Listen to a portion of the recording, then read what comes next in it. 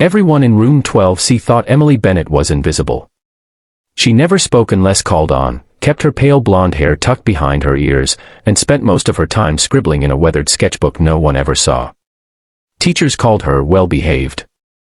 Classmates called her Ghost Girl. But no one really knew her, not her pain, not her fire.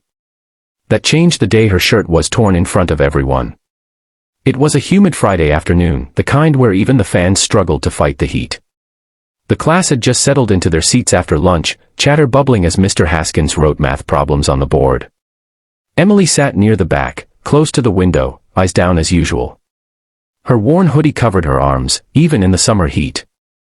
The laughter started behind her. "Look at her, dressed like it's winter," sneered Chelsea, the queen bee of Jefferson High. Her voice dripped with cruelty masked as humor. "Maybe she's hiding those creepy scars from cutting herself," said Brooke, loudly enough for the class to hear. A few students snickered uncomfortably. Emily didn't react. She never did. That silence made them bolder. Chelsea leaned over and yanked the edge of Emily's hoodie. "What are you hiding, huh? What's under there?" Then, riot-tip. The sound echoed in the room like a slap. In one aggressive tug, Chelsea tore the front of Emily's thin shirt straight down the middle, exposing her undershirt and fragile frame to the stunned room. Laughter burst out from a few corners, others gasped, and some just stared, frozen. Emily's hands shot up to cover herself. Her face burned crimson, her breath caught in her throat. Mr. Haskins turned from the board, aghast.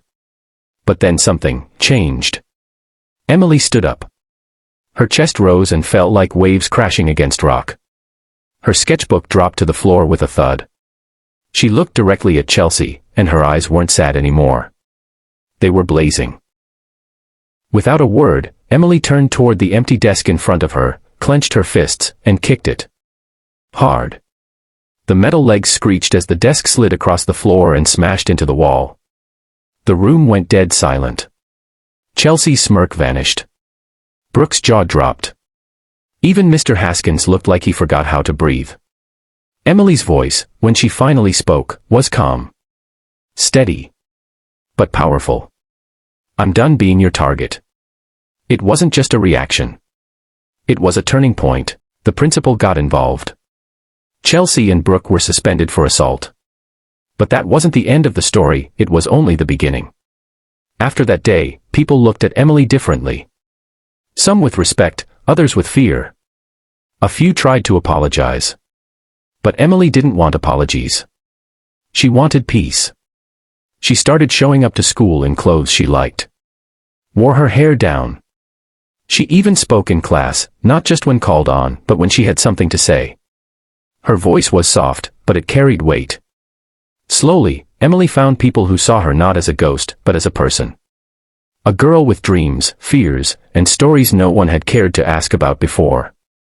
The truth was, Emily hadn't always been quiet. She used to laugh, dance, talk about art and anime and her love for martial arts. But when her dad died 2 years ago and she was shipped off to live with her aunt in a new town, she built walls. Strong ones. To survive. But that day. The day her shirt was ripped, her shame laid bare, her fury awakened, she kicked her way out of the cage others had built for her. She joined a local kickboxing class. Trained every evening. And when the year ended, she signed up for the school's self-defense club.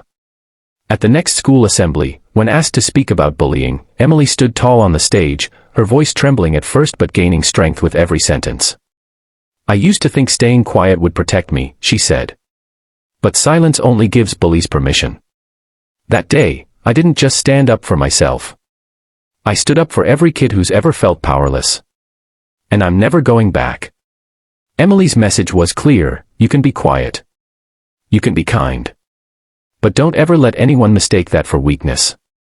Because even a whisper can become a roar, and even the quietest girl can make the loudest noise when she's had enough.